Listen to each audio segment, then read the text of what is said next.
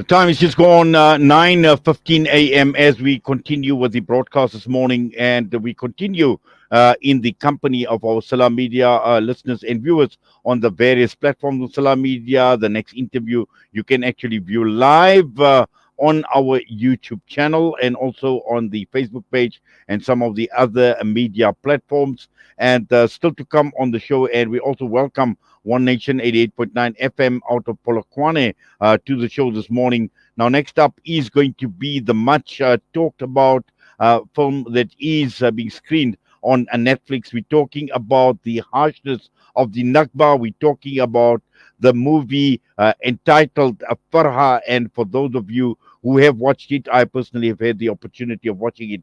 And clearly, it is most absorbing, but also a very, very painful, in fact, one of the most painful chapters in the history of the people of Palestine. We're talking about the 1948 Nakba, and that continues for 70 odd years. And the pain and the suffering still continues. And we also will be talking to you about or remembering the MK veteran, the patron and founding member of the Winterfeld Juma Masjid community, Daud Nkumani, Rahimahumullah, who said he had passed on. And also later on in the program, the Salam Media community event that is taking place this weekend out in Chatsworth, and this is the honoring the elderly community event. But right now, we're going across to be joined by journalists at Adadu, based in the Maldives. We're joined by Ahmed Aid. Ahmed, Assalamu alaikum wa rahmatullahi wa barakatuh, and welcome. Walaikum salam. Thank you for having me.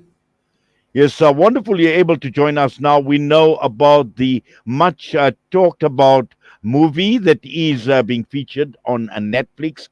Farha, I've had the opportunity of watching it, and many people obviously have been taken in, highly emotional, saddened at what has happened. But this movie actually is just reflecting the tip of the iceberg of what had happened in 1948, Ahmed.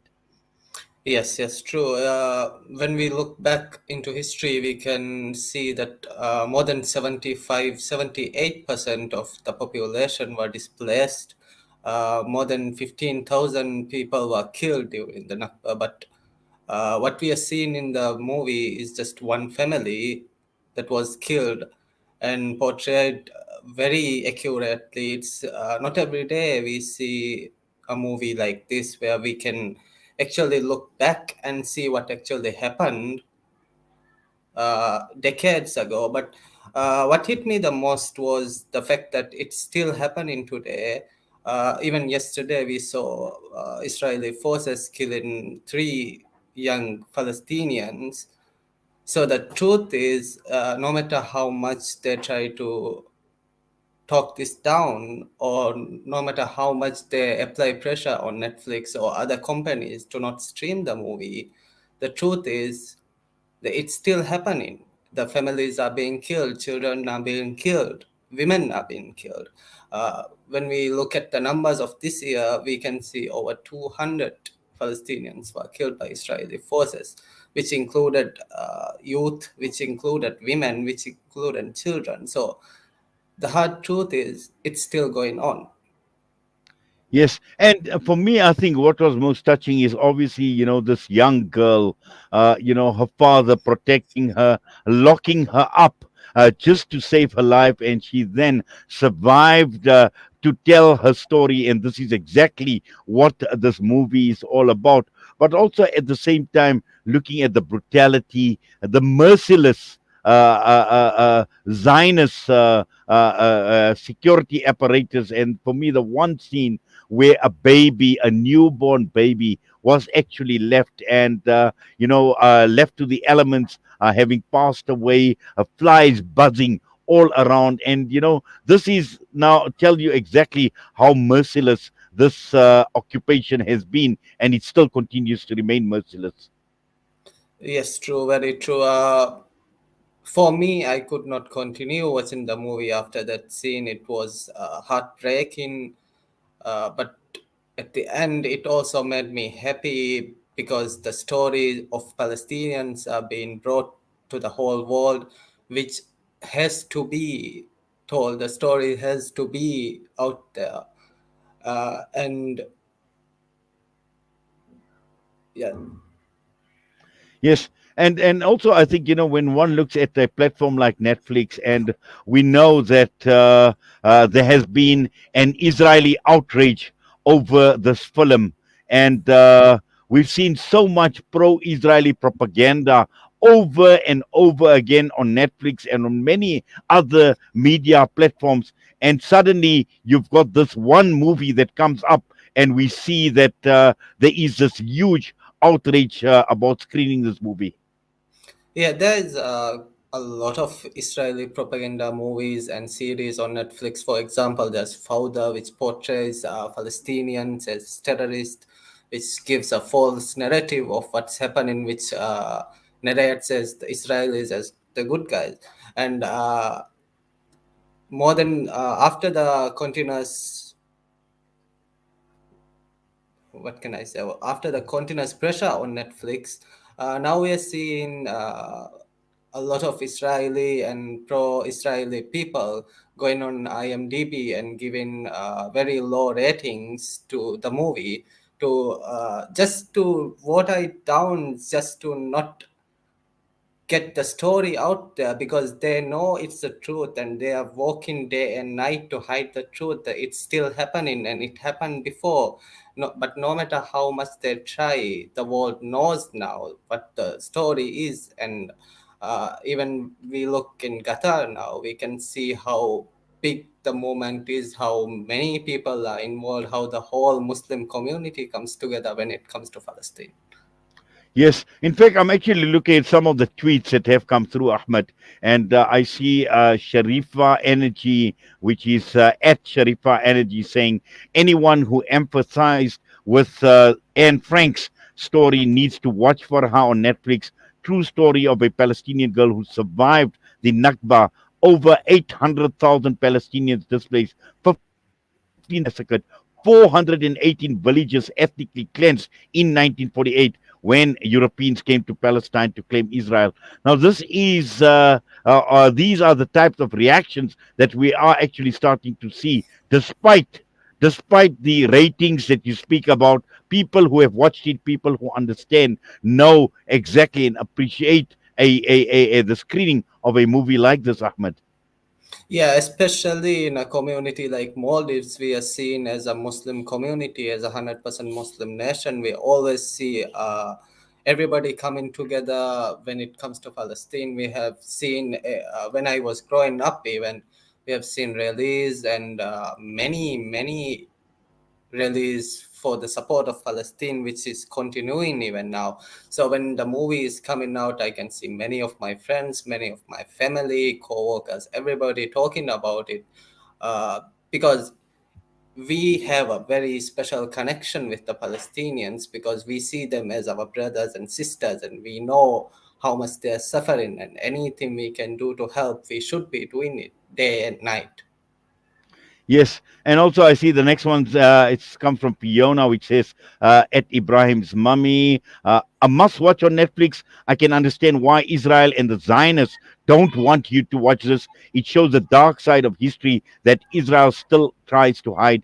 Go watch and educate yourself. And I think that last comment is absolutely important because for people who don't truly appreciate or truly understand what the Palestinians are going through, they need to watch it. They need to educate themselves. They need to inform themselves. Yeah, I think at this day and time in this technology, most of the people already know some of what's happening, but not actually the truth, not actually the full picture. But this movie is so accurate, it's brought back so nicely that people can actually relate to it. And I can see many tweets from people in Palestine appreciating the movie and asking people to go and watch it more. And that is, I have the same reaction to it. I can ask everybody, my family, my friends, everybody to go and watch it because that's how we can know what they're suffering from. Even today, I think last week we saw an Israeli officer killing a Palestinian 21-year-old in point blank in daylight, and these are going on and on. And I think only 2% of Israeli killings have been held accountable to this day.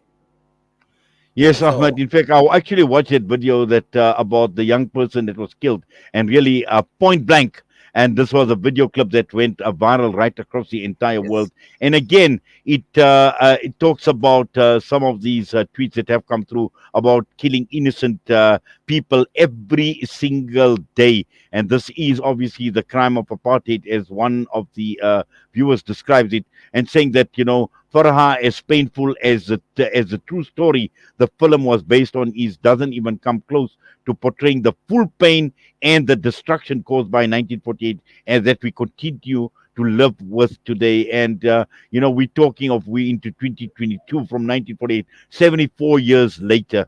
74 years later, this is an experience, a horrific experience that Palestinians go through every day. But again, there is hope because as one of the person says, Hana Ali says, just finishing watching hashtag Farah on Netflix, and wow, what an amazing film. I cried so much that this was so important to see an excellent historical film on the Nakba and based on true events. From the river to the sea, Palestine will be free. And this is going right across the entire world when one looks at the level of support on the ground for the Palestinian cause. We've seen the World Cup that is in Qatar at this point in time, and how prominently Palestine has actually featured in Qatar. So that is now sending a strong message to the world. It's sending a strong message to those that support the Zionist state of Israel, and it's sending a strong message to Israel itself that people around the world know what you have been doing for the last 74 years. that's true. And also, when we think about it, in the movie, we just see one family being murdered and the story of just one girl. But when we look at the numbers, we can see over 750,000 people displaced and over 15,000 people killed. So we're just seeing that, as you said, the tip of the iceberg of the actual cause. And when we look into it now, even after 70 years, there's people who still haven't met their family until this day, people who are still fleeing from their homeland, people who are not being able to go back to their homeland. So it continues from generation to generation, the pain continues from generation to generation, the trauma continues from generation to generation, and the reality is, to this day, till to this day, the pain of Nakba is still very much alive.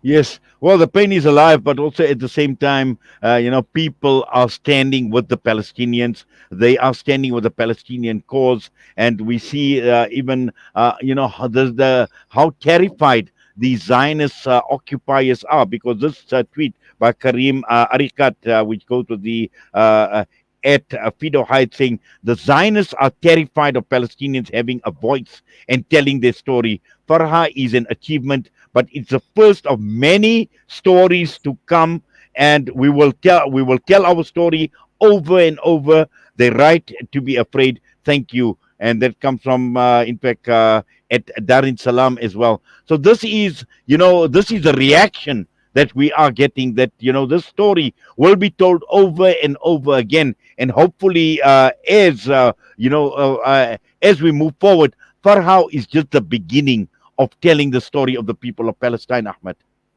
Hopefully, it is the beginning. Hopefully, in the future, we will see more and more stories being told from the Nakba, and from even from the recent times, we will see more and more. I think it's very important because I know for a fact that they will be terrified, the Zionists will be terrified, because they have been avoiding this for 70 years. They have been locking the Palestinians in their land. They have been minimizing their communication to the world just because they might go out there and tell their story, and the world will realize how much of terror they have been through, and how cruel actually the Zionist state of Israel is. Well, the world obviously has come to terms, and as I mentioned, that using events like even the FIFA World Cup to tell the story of Palestine. We've seen it in the stadiums. We've seen the Palestinian flags. We've seen so much reaction. People on the ground, that have promoted the Palestinian cause, and the world obviously is going to wake up. And Ahmed, once again, I must say thank you. We say Jazakallah to you for coming on for discussing this movie. And obviously, we will encourage people to go to look at this because it clearly is an eye opener.